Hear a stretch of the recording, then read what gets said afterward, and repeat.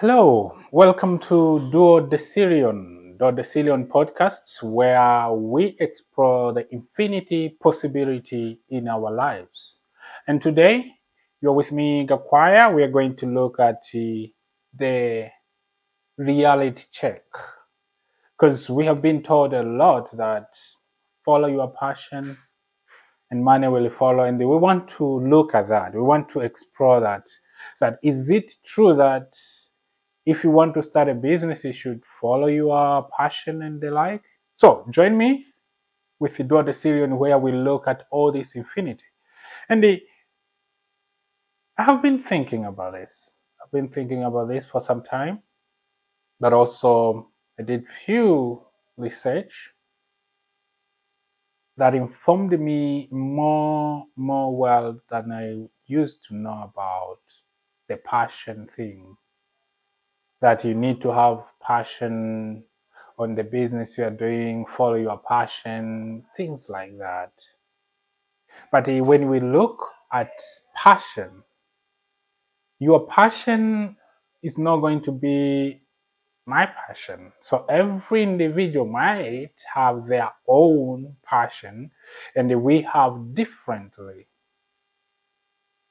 So the trick comes is you need to live, you need to pay bills, you need to buy things, you need to do a lot of other things. Will that passion of yours pay the bills?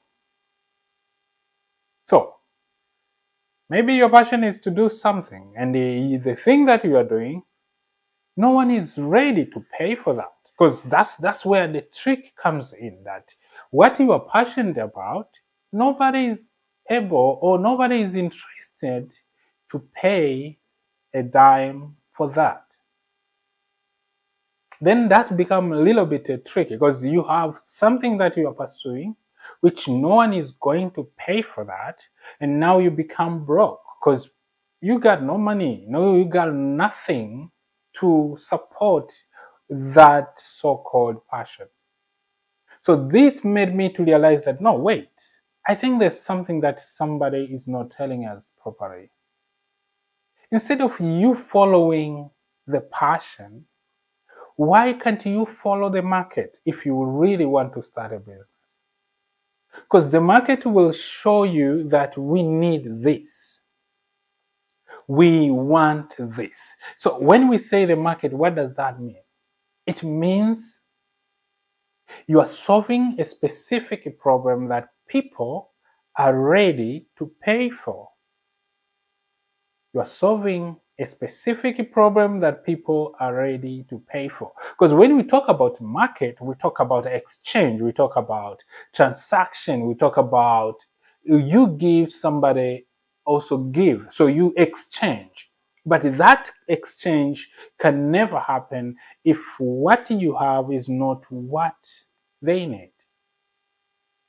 If you love lemonade and you make lemonade during the very cold rain season where nobody even is moving around, so you end up keeping it in your house, and I think at the end of the day you drink it on your own, because even your siblings or family member will not be interested, because not what you love that matter, is what people want, what solution people want out there. Is different from a lot of things that I used to think about, or I used to know that no, I should do this thing because this is what I love. But what you love is not going to pay bills. What you love, what you are passionate about, is not going to make you money. So why should you start be broke because of something that you love, which is helping you nothing, is taking you nowhere? Because at the end of the day, you need to give value to someone. So whatever you are doing, if it's not giving value to someone, no one will be able to pay. No one will be able even to listen to you. They can stand and listen to you, but the moment they hear that all that you're saying, there's nothing that helping them to be better, moving them from one point to another, then they feel like, okay, I think I'm having enough here. I'm done. I'm good.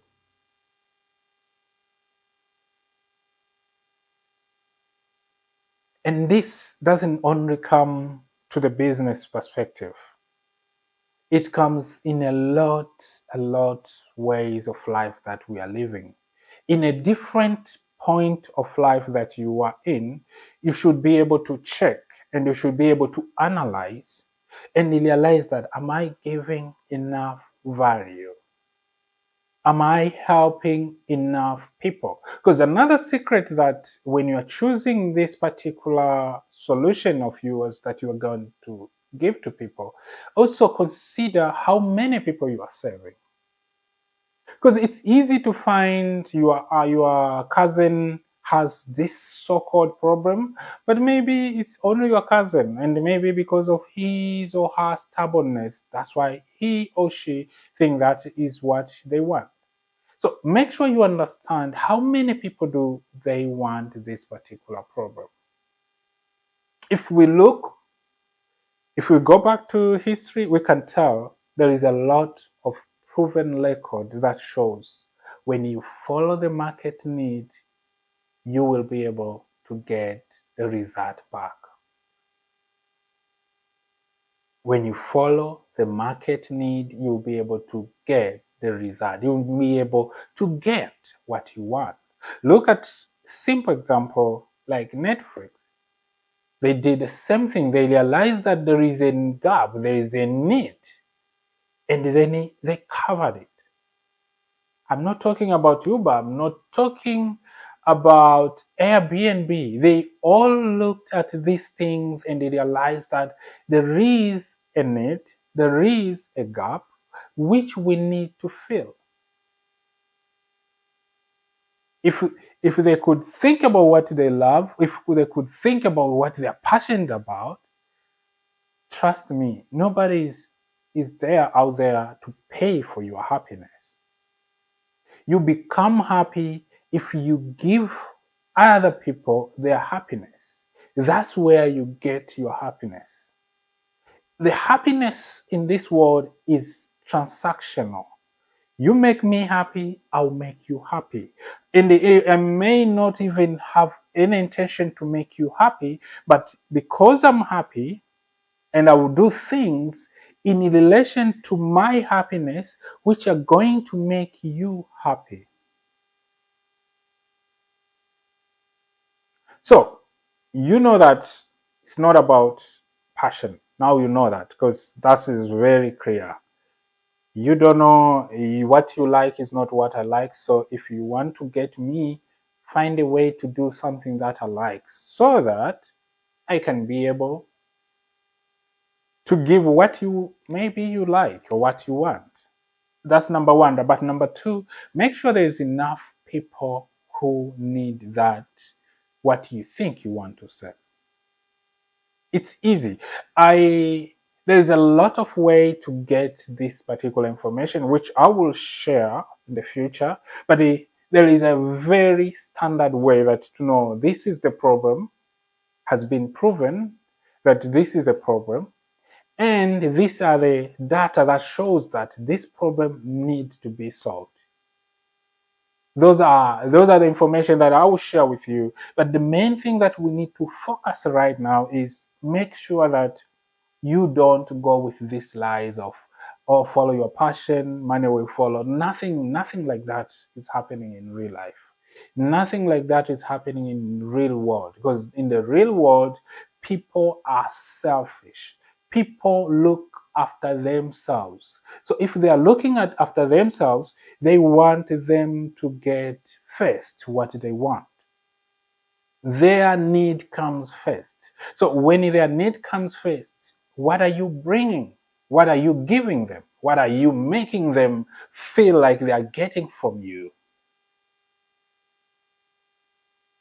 I love these people who always complain that, no, you treat me like a candle, you use me when you want me, and but to be honest, everything become useful at that particular time.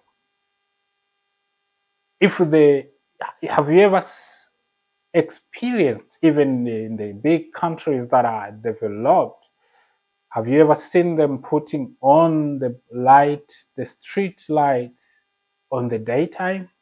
No, it's useless. It's wastage of time and resources because during the daytime there is enough light. So you don't need a street light to compete with the sun.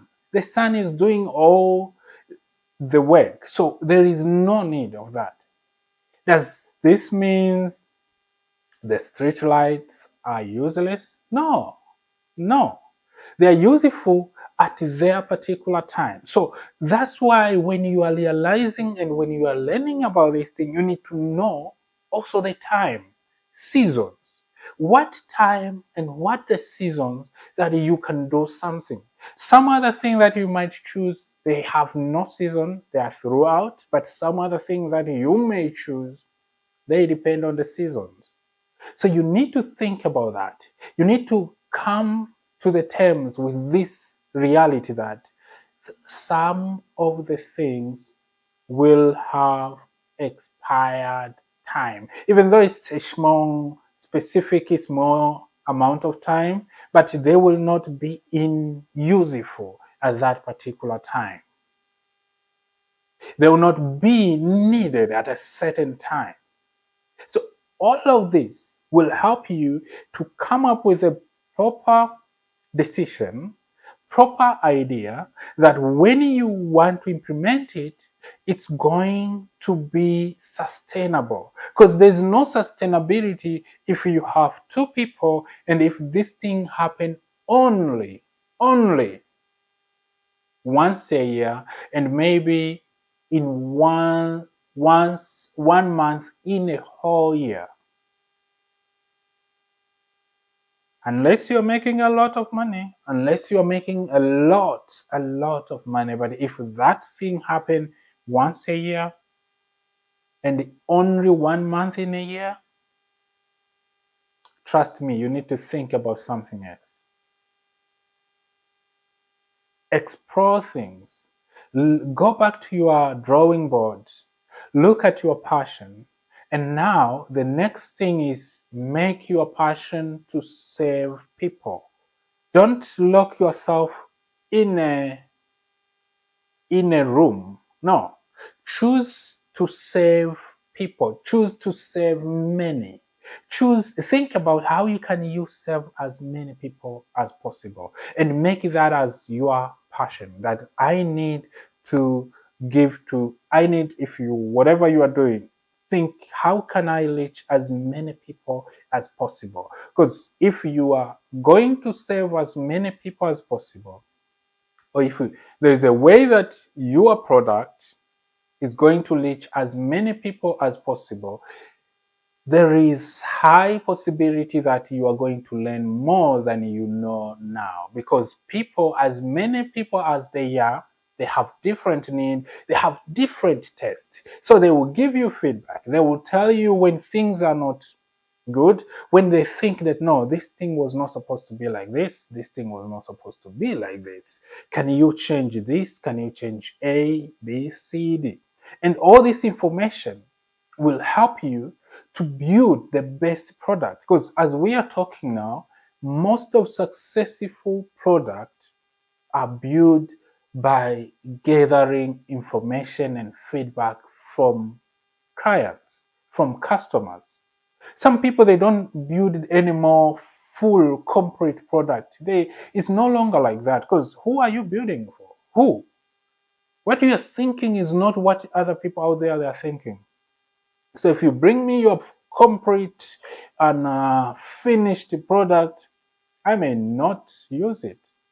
So now people, they are building a very sample product and they give it out, and now they start gathering feedback from user, from clients. What do you want to see in this product? What can we change? What should we add? What should we remove? How is your experience? What do you think we can do better in these particular areas?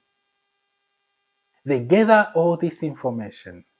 They put together all this key information. Then they analyze this particular data, and then they start framing the product toward the client need, toward the user need. They call user-centric approach. When you are focusing on the user, because at the end of the day, the product you are making is not for you. The idea you have, they are not for you. Because if they are for you, then you have them already. Keep them. Don't share with anyone.